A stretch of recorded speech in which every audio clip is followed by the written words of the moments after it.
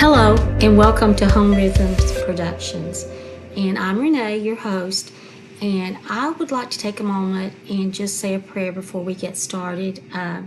This channel means a lot to me, and I want to do what God wants me to do in helping others do what He's called them to do. So, dear Heavenly Father, just come to you and ask you, Father, to speak the words, or help me speak the words, Lord, that you would have me speak.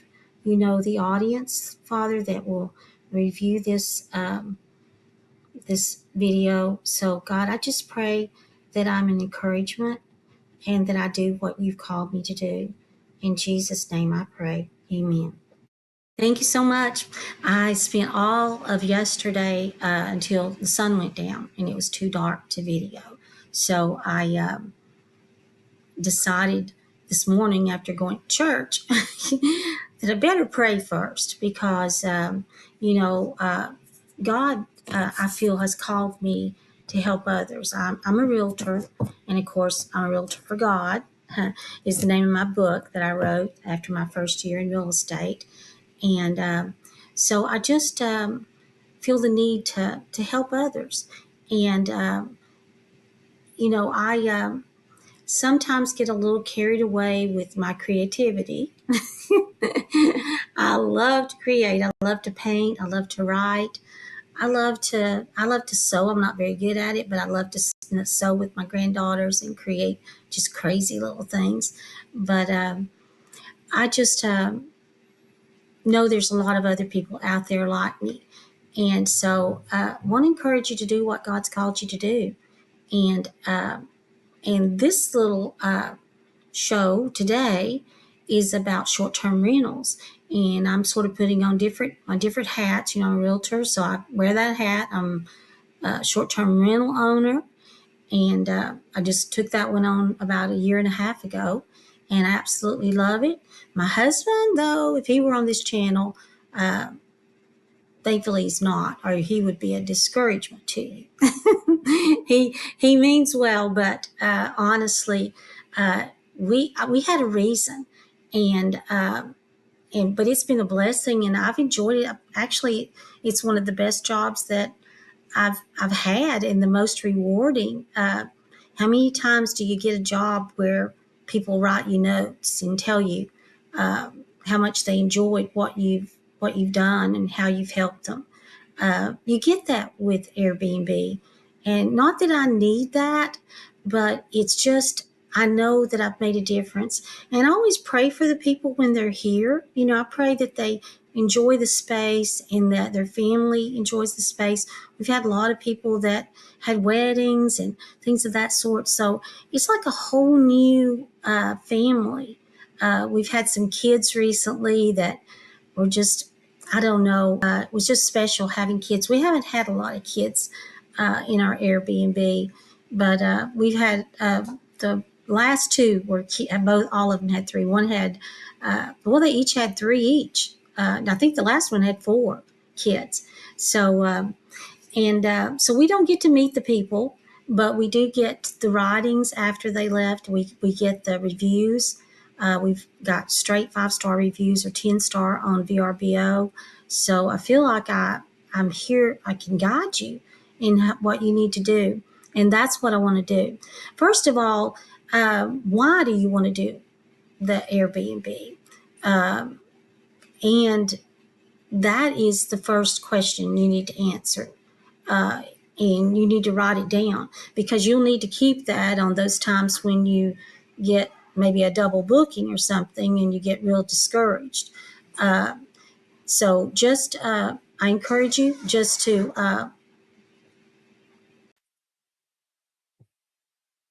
when you've written down that why, that will help you. It will not only motivate you, but it will be something you can return to often.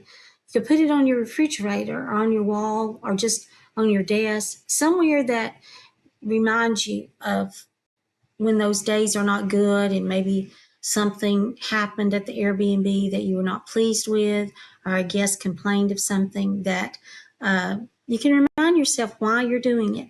And our the purpose of our Airbnb and why my husband went along with it is we're trying to build a little cabin in Georgia. And we ran out of money. Real estate hasn't been its best this past 2 years. So we just needed extra funds. And so I decided to do the Airbnb. It's been very profitable and been a great help with us building our little cabin. And eventually, hopefully, we will Airbnb that little cabin. I don't know if my husband's going to let me or not, but we'll see. So, anyway, write down your why and then do a list of look around your area at the Airbnb and just see what they offer. Like, just looking at a listing tells you what things they promote in their descriptions. And you can do the same thing. You don't want to copy their listing, but yet if that listing's staying booked, you really want to look at it and make sure that you cover the same things they cover, that you have the same items that they have. Now, that we're not near the river, but we're 5 minutes to the river. And what we have instead of the riverfront, we have the privacy, and we have plenty of parking, boat parking, SUVs. We've got a lot of things going for us. And we have a golf cart community. So if you bring a golf cart, you can ride down to the river. It's a short drive to pull your boat down to the river. So we have lots of restaurants, and we have a flea market close by. And so I would just encourage you that, I know you probably live there all the time and you don't notice all the extras. Whereas if you look at one of the other Airbnbs, you may just all of a sudden think you're living at Disneyland. I don't know. And you may be living at Disneyland. And if you're there, then you definitely know what to put down. So cater to your visitors. If they're fishermen, make sure you have room to park that boat. And make sure you tell them in your listing that you do. And if you cater to hunters, and we have a lot of duck hunters, make sure on your listing, when that duck hunting season rolls around, my son, he's a hunter, and one of them, or both of them are duck hunters. And one of them in particular, he reminds me, Mom, the ducks are, you need to market to the duck hunters. I think he just likes to see them pull in with the ducks on their side of their boat. So anyway, whatever it is, I'm happy for the help. But those things, you may have more going for you than you originally thought. I know I didn't visualize that we'd get many people coming to see the rocket launches. Or we get so many people coming for weddings. There's a lot of wedding venues that I wasn't even aware of in the area. We've had so many parties. So, we have a 3-bedroom, 2-bath. It's not a large house, but it's a comfortable house, and it's homey, and we get that, a lot. I don't have a hot tub and I don't have a swimming pool. And honestly, I was really considering a hot tub because everybody seems to stay booked with hot tubs. But then after watching the YouTube videos about the ins and outs of having a hot tub, you can really hurt your reviews if the hot tub goes out. So I'm just not willing to take that risk. And it's just a little bit on the dangerous level for me because I don't want it on my insurance. So I came up with something else. I don't have a very big house, as I told you. So I got a projector, and I made a theater out of we've got an amazing front porch with a swing and lots of extra chairs, really good swivel chairs, and just it's really nice to sit on. And so I thought, well, what can I do to be a little bit different? So I advertised it as front porch projector. Now, in doing this, you have to make sure, because people can see the projector from the road, so you have to sort of, make sure that no videos are shown and you can censor those. So that's, I had one person try to change it, and I said, well, I just don't want the people, going down the road to be able to see something on Netflix that may not be something that's presentable. So anyway, they didn't change it. and I'm grateful of that. So keep that in mind if you do have a projector that a large group of people can watch, especially if it faces the road, that they could see it from the front porch or something, whatever. Just keep that in mind. You will need to censor that, okay? Just to make sure that the neighbors and you yourself are not embarrassed by what they're watching. So anyway. Inside our Airbnb, of course, we don't have any restrictions on the TVs and the internet. So that's something you really just have to leave it up to the person that's visiting. You can't just censor them.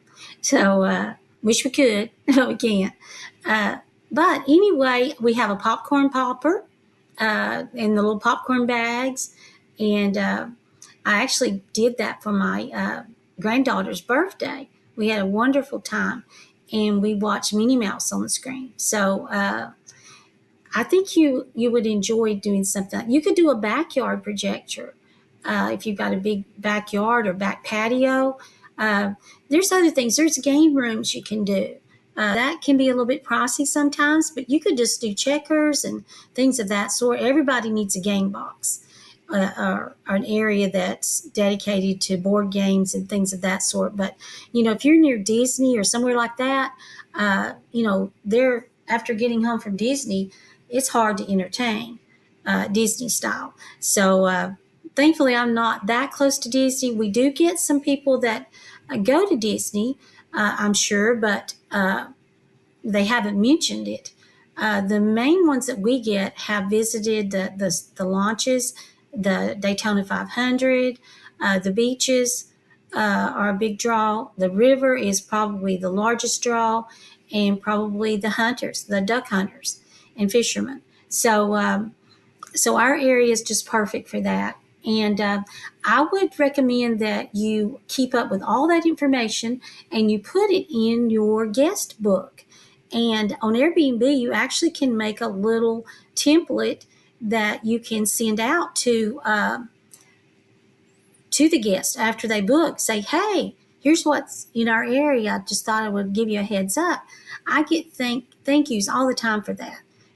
Thank you for recommending this restaurant. Our very first one, I did that on, and they wrote it in our book. Thank you for the recommendation, and online. So it does make a difference that you go that extra mile. And so I'd encourage you just to do the best you can, but go above and beyond, because if you've been on vacation before, I'm sure, and if somebody took the time to stop and tell you where you might could go to get a better hamburger.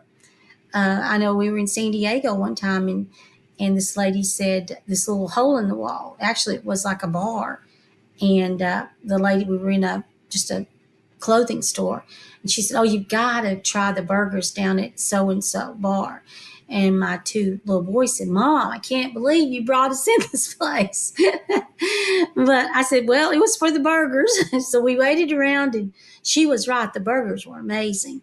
So, those little recommendations that people do, they mean a lot to you. They're memorable. And the food always is memorable. So, I encourage you to do that little extra gift for your guest. But let's get back to setting up your Airbnb. What is it going to cost you to set it up? First of all, look at what's around you. You've already done that already. So now it's time to make your list. How many beds do you have? How many bathrooms do you have? And that will determine how much bed linen you need and how many towels you need. How many guests do you plan on serving? Don't go above and beyond, because if you do, and they feel cramped in your space, that's never a good thing. I'd rather have too few guests in a larger space than, just having people on the sofa and everything. So we limit ours to 6. I'm sure we could accommodate more, but we don't, because I want everybody to have their own space. And I want everybody to have their own chair around the dining room table.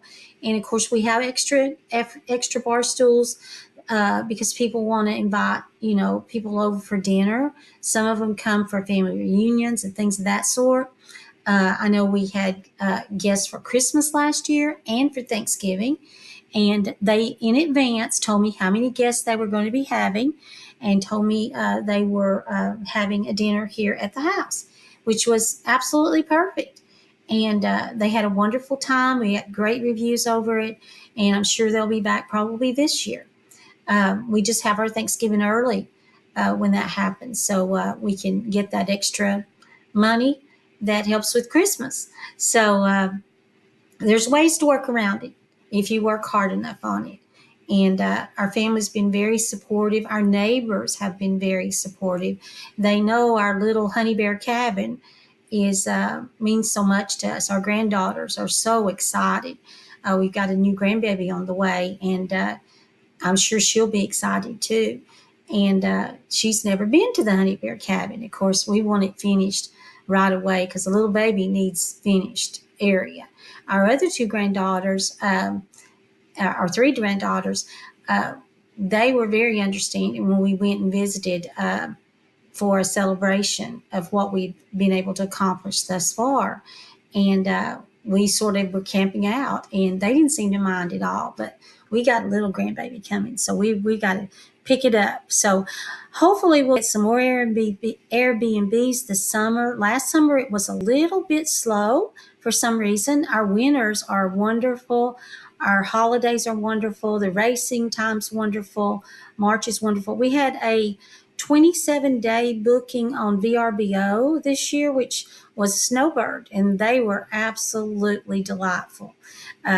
We just would love for them to come back. But anyway, that's a long time to be out of your house and in an RV. So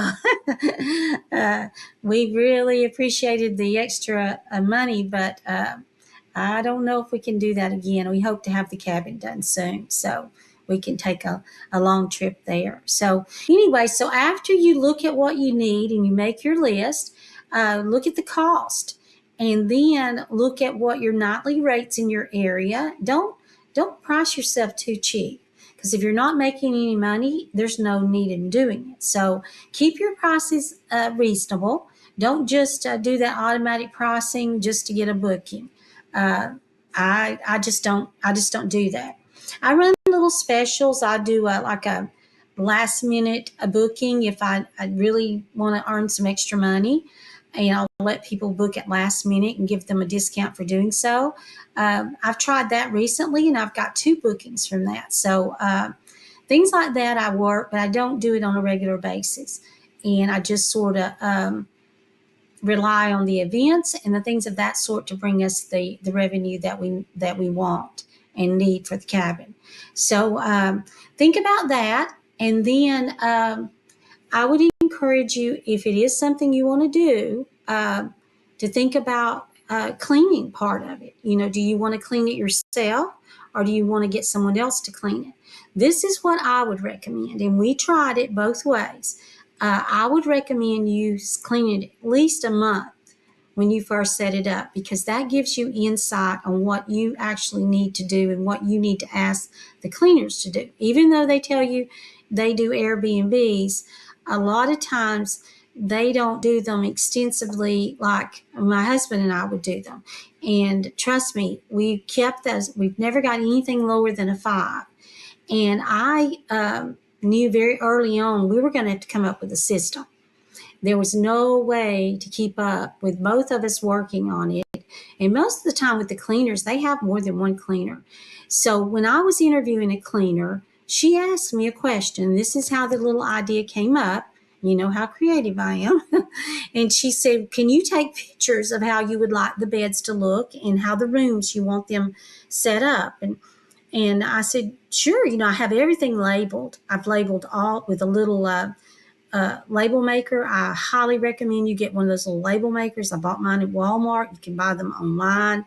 Get the white tape because it shows up better than the clear. So make sure the background is white and it's black lettering. So get you one of those and label everything. So if you do get a cleaner, or you can do that yourself, you can put everything back where it belongs. Consistency leads to everything being organized, and when something's out of place or something's missing. So I would highly recommend that. But back to this little app. I was thinking about that, and I thought, well, I'm going to have to go and get photographs developed and get her a little book she's going to have to carry around. And I thought, well, that's not going to be good. And so I was in notes, and I thought, well, I wonder if I can do something in notes just to get a guide started as I'm cleaning. And in that effort to do that, I realized there's little radio buttons that you can do in notes for a little checklist. And then I thought, we'll take it to another level. Maybe I can do her photos in there. So I copied them and I pasted them over, and that worked perfectly good. But just recently, I realized you can be making your checklist and be in a room, point your camera, and voila, take a picture. And it puts it right into your notes.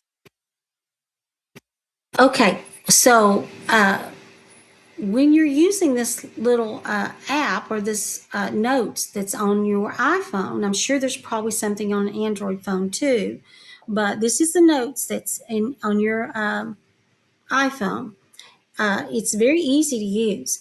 And so if you will subscribe to my channel and send me your phone number or your email address, I will be happy to send you the little template that I've done that you can adapt it to your own Airbnb and just get an idea. You can just walk through, even before you start your Airbnb, you can use it just to clean your house with.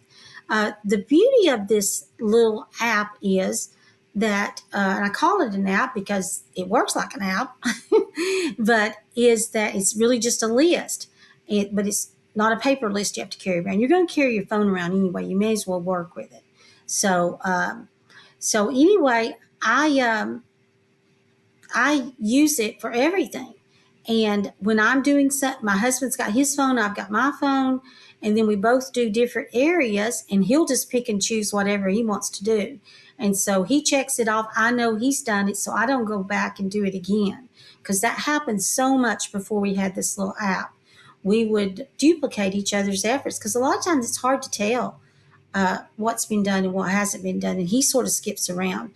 And so with cleaners, like if you've got one cleaner that's going through and they're doing all the window seals and all the windows and all the baseboards, then they check that off that they've done it.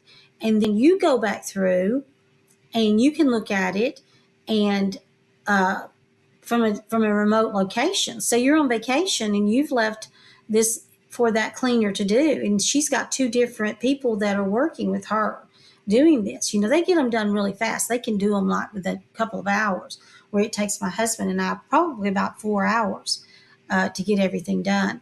And so what I would recommend is this little app will help you in securing that 5-star review and keeping it, because you'll know if something hasn't been done in time for you to get it done. So that's important. Even if you notice it on your walkthrough that it hasn't been checked, you can text the cleaner and say, did y'all do this?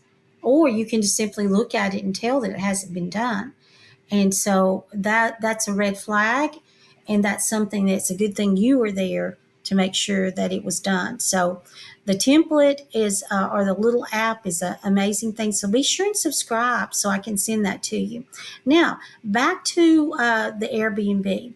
Once you've got your why, and then once you have your numbers down, if it's profitable for you, you've looked at your area and you've made that determination. And once you have the cost it's going to take you to get your Airbnb up and running, then you're ready to move on and you're ready to get those licensing. I encourage you to always get check into the city, county codes and make sure that you're able to do an Airbnb. Alert your neighbors because they're going to see some strange cars and you don't want the police called out on your guest. So alert your neighbors what you're doing. Don't try to be secretive about it. Just most of them are very supportive. I know ours have been because they understand about our little cabin situation. So they've been very supportive in helping us, watching out for us, and and reporting if we're out of town or something and someone shows up that's not invited. And that happened only once, but Airbnb ran right to our rescue. So you're not in it alone. You first of all, you've got me, and you've got Airbnb and VRBO customer support, and you've got a network that's built numerous over states and countries. So all the kinks have been worked out. You just have to do what you need to do on your end, and you will have a successful Airbnb, I promise you. So hopefully this channel has been helpful to you. My next video that I do, I'm going to show you some tips and some tools that I've used that are helpful. One of them I've shared with you, but I've got another one that's worked out to be a tremendous value. You'll come up with things yourself. That's where that inventor's hat can be put on, and maybe you'll want to get on my channel and tell everybody else what you've invented. I've currently got a product now on Amazon, and I'm not even going to tell you about it because I want to demonstrate on the next video just how it makes a difference, because you really truly won't appreciate it unless you try that Airbnb and you try what I invented it for, and you really have an understanding of why I did it. The why is always important. The why for the Airbnb, the why for the invention, the why that you're doing anything in life is important, that you have the answer to that why. Why am I doing it? Why am I moving? Why am I taking this new job?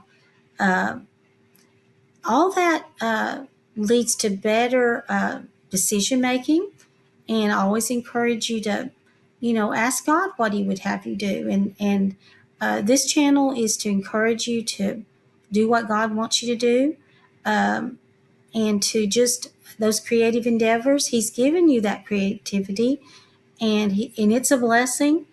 And sometimes it gets me in trouble because I want to work so hard on something and it doesn't work out. Everything doesn't work out, but I can tell you that the Airbnb, if you do what you need to do, and I'm here to help you do that, and you watch other channels, not just this channel, but others, and you listen to the experts in the field, you will be a success.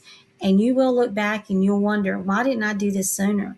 And with the cost of living the way it is, this Airbnb offers people a solution in times of need and times when they just have a why that they just can't solve without extra funds. So that's why you're doing it. And I encourage you to bring that sheet out on that why that you've decided you want to do Airbnb. And thank you for listening. And we hope to see you back next time. I'll try to get another video in, say, a week and introduce you to that new product of mine. Okay? God bless you and have a wonderful and blessed Sunday. So this little app's very easy to do. I've got a template that can give you an example of what it is.